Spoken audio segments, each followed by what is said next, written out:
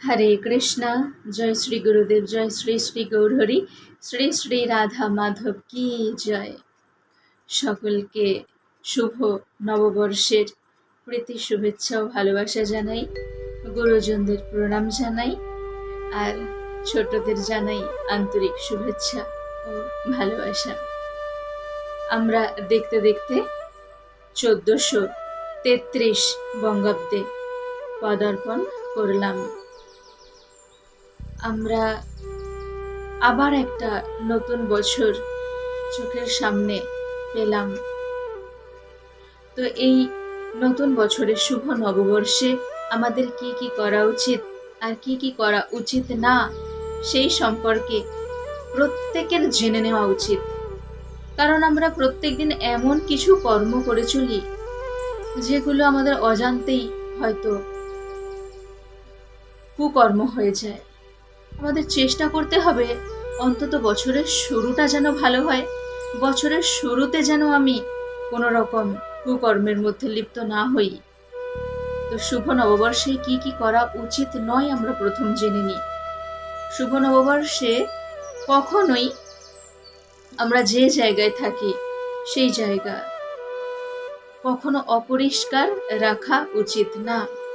নিজের বাসস্থান, নিজের রুম কখনো অপরিষ্কার রাখতে নাই শুভ নববর্ষে। শুভ নববর্ষে কখনো জীব হত্যা করতে নাই। অনেকে কি করে, শুভ নববর্ষে জীব হত্যা করে নিজেদের রসনা তৃপ্তির জন্য, জিহ্বার তৃপ্তির জন্য। কিন্তু না, জীব হত্যা এই শুভ নববর্ষে কখনো করা উচিত না, কোনো দিনই করা উচিত না জীব হত্যা। কারণ আমরা সবাই ভগবানের। সর্বয়োনিষু কৌন্তেয় মূর্তয় সম্ভবন্তি ইয়াহা তাসাং ব্রহ্ম মহত যোনিরহং বীজ প্রদপিতা।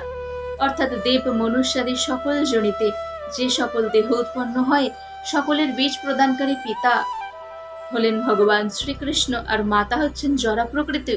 তো আমরা সবাই ভগবানের। আমরা যদি কাউকে হত্যা করি তাহলে সেটা ভগবানের কাছেই সেই কষ্ট পৌঁছে যাবে। আমরা ওই পরোক্ষভাবে আমরা ভগবানকেই দুঃখী করে ফেলব। প্রত্যক্ষভাবে হোক বা পরোক্ষভাবে হোক কখনোই জীব হত্যা করবেন না শুভ নববর্ষের দিন। তারপর আরো বলা হয়েছে যে নববর্ষের দিন কখনো কোনো গাছ কাটবেন না, কোনো গাছের ডাল কাটা উচিত না নববর্ষের দিন।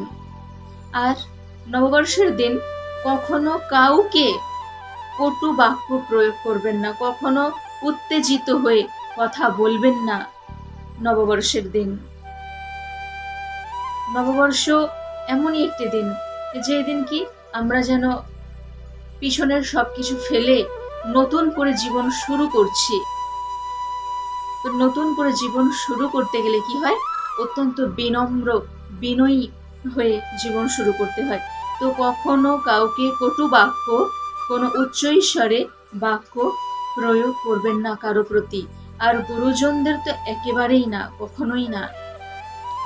আর নববর্ষের দিন একটা বিষয় খেয়াল রাখতে হবে, কেউ যদি, কোনো ভিক্ষুক যদি আপনার কাছে ভিক্ষার জন্য আসে, তাকে কখনো ফেরাবেন না। কখনো ফেরাতে নেই কোনো ভিক্ষুককে, কোনোদিনই ফেরাতে নেই। কিন্তু নববর্ষের দিন তো একদমই না। তাহলে আমরা কি করব? তাহলে নববর্ষের দিন আমাদের কি কি করা উচিত, আসুন আমরা সেটা জেনে নিই।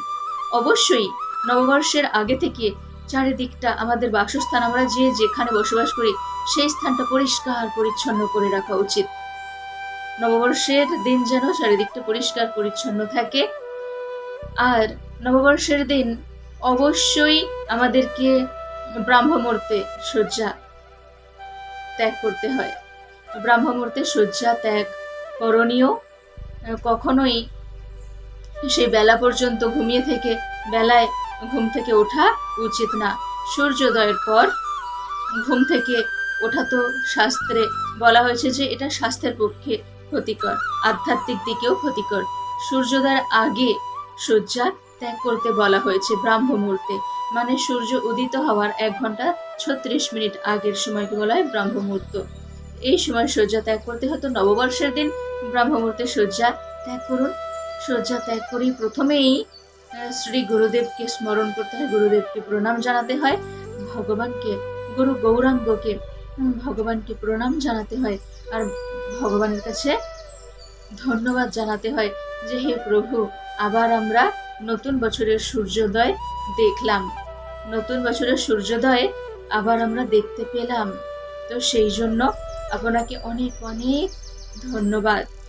আপনার কৃপা দৃষ্টি যেন সদা সর্বদা সকলের ওপর বর্ষিত হয়, সবার মনে যেন ভক্তিভাব জাগ্রত হয়। এই নববর্ষে একটাই প্রার্থনা, ভগবানকে ধন্যবাদ জানাতে হয়। এবার শয্যা ত্যাগ করে যখন ভূমিতে পাদস্পর্শ করবেন, তখন অবশ্যই ধরিত্রী মাকে প্রণাম জানাতে হয়। সমুদ্র মেঘলে দেবী পর্বতস্তনমণ্ডলে বিষ্ণু পত্নী নমস্তুভ্যং পাদস্পর্শম সমস্বমাম, এইরকম ভাবে ধরিত্রী দেবীকে প্রণাম করতে হয়। ওম প্রিয় দত্ত্যায়ই ভুবে নমঃ বলে প্রণাম নিবেদন করে তারপর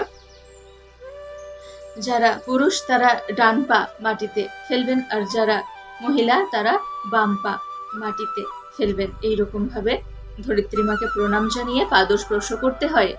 আর তারপর কি স্নান করে পরিষ্কার পরিচ্ছন্ন হয়ে গুরুজনদেরকে প্রণাম জানাতে হয়, গুরুজনদের প্রণাম জানাতে হয়। সেই দিন ভগবানের পূজার্চনায় মন দিতে হয়, ভগবানের পূজার্চনা করতে হয়, ভগবানের মঙ্গলারতিতে যোগদান করতে হয়, গুরুজনদের কাছ থেকে আশীর্বাদ নিতে হয়। বছরের শুরুতে সবাইকে প্রণাম জানাতে হয়। আর নববর্ষের দিনে যদি আপনি পারেন যে জীব সেবা করতে, অন্নদান করতে, তাহলে তো খুবই ভালো হয়। এই সব কিছু না করে একটা প্রচলিত রীতি এসে গেছে কি, শুভ নববর্ষের দিন নতুন বস্ত্র পরিধান করলেই নববর্ষ হয়ে যায়। নববর্ষের দিন নববস্ত্র, নতুন বস্ত্র পরিধান করলেই নববর্ষ হয়ে যায়, এই রকম সবাই বলে থাকেন। দেখুন, নতুন বস্ত্র হোক বা নাই হোক, নতুন বস্ত্র যে পরিধান করতে হয় এই রকম কোনো ব্যাপার নেই। পরিষ্কার বস্ত্র পরিধান করতে হয়, পরিষ্কার বস্ত্র পরিধান করে শুচি শুদ্ধ হয়ে ভগবানের উপাসনা করতে হয়। নববর্ষের দিনটা ভগবানের আরাধনার মধ্যে কাটাতে হয়, ভগবানের উপাসনা করে ভগবানকে প্রসন্ন করতে হয়, সাধুগুরু বৈষ্ণবদের কাছ থেকে কৃপা আশীর্বাদ লাভ করতে হয়। এইভাবে নববর্ষ আমরা উদযাপন করে থাকি, বেশি করে হরিনাম করতে হয়। তো সবাই শুভ নববর্ষ ভালোভাবে উদযাপন করুন, ভালোভাবে দিন কাটান। সবার এই নতুন বছর যেন ভালো কাটে, ভগবানের কাছে প্রার্থনা করি সবার মধ্যে যেন কৃষ্ণ ভক্তি জাগ্রত হয়, সবাই যেন ভক্তি পথে এসে নিজের জীবনকে সুন্দর করতে পারেন। এই প্রার্থনা ভগবানের কাছে কেবলমাত্র হওয়া উচিত। সবাই বলুন হরে কৃষ্ণ কৃষ্ণ কৃষ্ণ হরে হরে, হরে রাম রাম রাম হরে হরে।